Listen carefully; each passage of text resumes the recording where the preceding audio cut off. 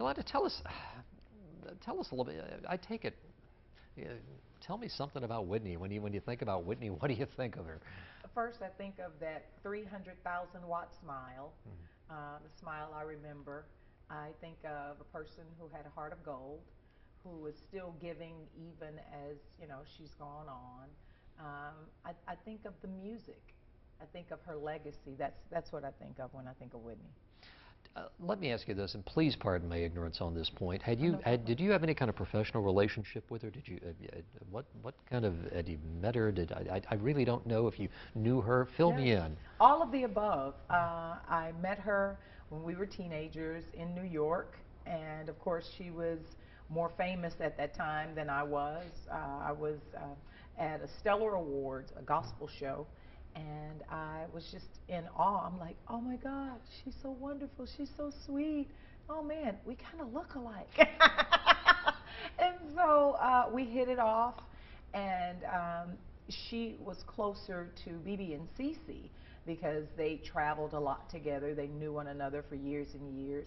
And along the way, we got a chance to see one another at the Grammys. We would see each other at American Music Awards, Billboard Awards, things like that. But just a wonderful person all around. We never got a chance to actually sing together. We always talked about doing it, and of course we always talked about it, but we never actually got a chance to do it. But yeah, she's cool.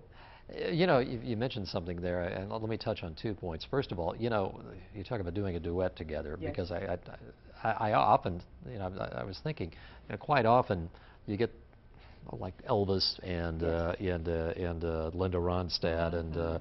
Nat King Cole, Natalie Cole. Yeah, right.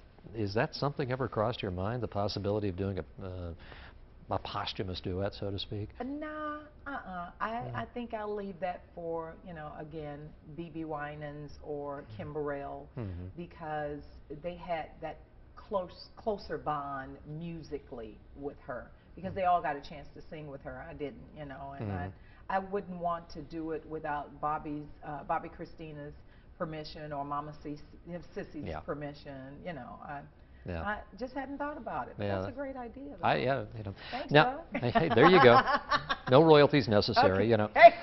But oftentimes when someone passes away, Mhm. we have regrets. Do you Yes. have any regrets about your Uh, relationship with her?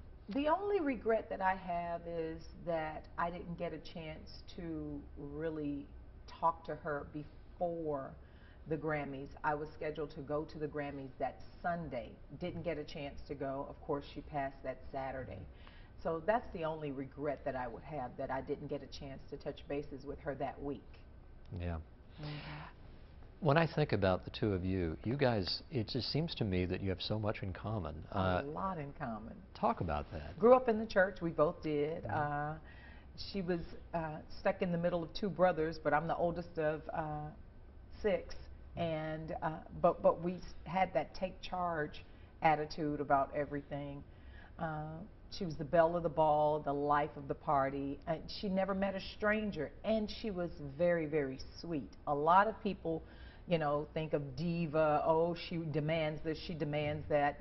She demanded excellence, of course, because you don't get to that level of anything close to where she is without demanding the people around you be excellent. The one thing that I loved so much about her is that she was such a giver. And I said before, she's still giving even now. She gave to charities and places and people that we may never ever hear about for the next 20 years because she swore them to secrecy. But I know that she's given so much. I mean, she has a school named after her. She has an academy of girls across the world that just love Whitney Houston, that will always represent her. I hear a lot about people. There's stories about entertainers from Frank Sinatra on, Hmm. who give but Yeah, insist upon secrecy. right. What can you tell me about that without betraying any confidences? You know what I'm saying? When I tell you tens upon tens of millions of dollars have been given away for education, to make sure that women were taken care of who were in battered situations. again, you cannot find a more giving person. You know, to me, she and Michael Jackson paralleled in that particular trait and genuineness. You know, you couldn't fake that. You know, you can't fake, no, no, no, no, no. Yes, I'm giving this ton of money, but I don't want you to say anything. And, you know, again, you know, legal documents and stuff like that, sworn to secrecy. But they both had that in their hearts. I want to give, I don't want to, you know, I don't want this big banner or a parade or anything like that. And I really believe that those things, those seeds that we plant like that are, I mean, they're a lifetime of harvest. When you look at the accomplishments of this woman, it is just staggering, Yes. the record she broke and Oh, so yeah. on. It is stunning. So let me ask you a question that is almost rhetorical. What is her legacy? Wow, her legacy is being the first at a lot of things. Being the first woman to reach the Billboard charts the way she did, being the first African American young person at that age to make so much money. I mean, I mean, there's so many things that she did. You know, Forbes and Time magazine, every magazine on the shelf. She pretty much had been in every magazine, so she broke that record also. And stadiums were packed out 2 and 3 nights at a time just because of ticket sales. So we're talking about lines and lines and lines and books of records that she still holds today. And again, this is a question I almost feel silly asking, Oh, but no, it's okay. did you find her to be an inspiration to you when you were coming up, so to speak? Well, I'm older than her, so. Oh, I beg your pardon. I didn't know this. Well, only by a few months or so. Okay. Yeah. So No, okay. I think we drew from one another. I Mhm. think when you have friends that are in the same business that you're in, I mean, I always looked at everything that she did, you know, again, coming from the church and bringing that same type of fervor and passion to her music. It was so wonderful. Of course, you know, you couldn't beat her wearing a gown. Oh my God, this girl could wear gowns and just make you cry. It's like, oh my God, who made that? We laughed and joked about the Dolce & Gabbana jacket that she had on tour. I'm like, that thing is so hot. She's like, yeah, it's nice, it's nice. I'm like, I'd like that. Thank you very much. But I mean, things like that, you find inspiration with that, and also definitely the contributions to charitable organizations. That's an inspiration. That keeps me going too, you know, to make sure that I'm doing the same thing that she would be doing if she were here. When you heard her perform, did you look at that and say, how did she do that? You know, as a vocalist, did you look, do you, I don't know, I'm not a singer. Do you look and say, God, how they hit that note? Do you kind of pick up things from each other? Oh yeah, you definitely pick up things from one another, but what I looked at when I heard her and saw her perform was, man, that is so phenomenal. Wow. You know, because you know what it takes to get to that register that she had. You know what it takes to, you know, take the breath so slightly before you approach a note. And it took a lot of discipline and a lot of focus. And you can tell, you know, great singers like Barbra Streisand, Celine Dion, Mariah Carey, you know it takes a certain type of discipline. Number one, to make sure that you're taking care of your vocal cords and all of the great stuff that has to do with singing, you know, because you are the instrument. You're not playing an instrument, you are the actual instrument. And to hear the places that she would go, you know, as singers, we look at the mindset of the person and, well, what made her go there instead of going there? Because the normal person would descend. Instead, she kept rising and rising and rising, you know, vocally and powerfully. You know, the timbre and the tone of her voice was always so great. So those are the things that you look at to say, how can I incorporate that in what I do? Yeah.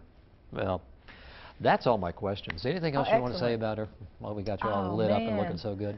Wow, I just think, thank you so much. I just think that eventually people will understand the gift that we are missing and the person that we are missing. You know, everyone has struggles in some area in their life. The problem with folks who are in the limelight, so to speak, who are pop stars and superstars like Whitney, is that everything is so magnified. And now, with technology, everybody's a roving reporter. As long as you have a camera on your phone, you can report the news, you know, and you guys say it so well, you know, if you see a story, you know, log on to khou.com. And so it happens like that. So I believe that, say for instance, in Elvis's day and the Temptations, you know, David Ruffin, those guys who struggled with the same kinds of things, you really didn't have a person reporting every single detail. And I think that we need to be really mindful of how we view one another and how we display one another, because people are still people and they still have hearts and they still have folks who care about them and love them. You know, let's just pick them up. It sounds like you're bothered that some people remember the way she passed away as opposed to the way she lived. Am I right? Well, the reality is, you know, it is the way she passed, you know, as a result of, you know, the drugs, the heart disease, all of the things, the abuse of the body. I'm not bothered by the circumstances surrounding it, you know. I'm more bothered that people want to just, you know, hone in and hound little Christina about it. You know, she has to grow up. She knows what her mother has done for the world as far as her legacy is concerned, and I think that we just need to give little Christina a little room to be herself, to grow up, and then to find herself. She's a great actress, and I think we'll find in a few more years that as she gets a chance to grieve in private, you know, sometimes she may grieve in public, but if we give her that chance, she will be the young lady she's destined to be, and that's my prayer. Real good. You're so kind for coming in and talking no about it. I really problem. appreciate that. No problem at all. That'll be Thank good. you We guys.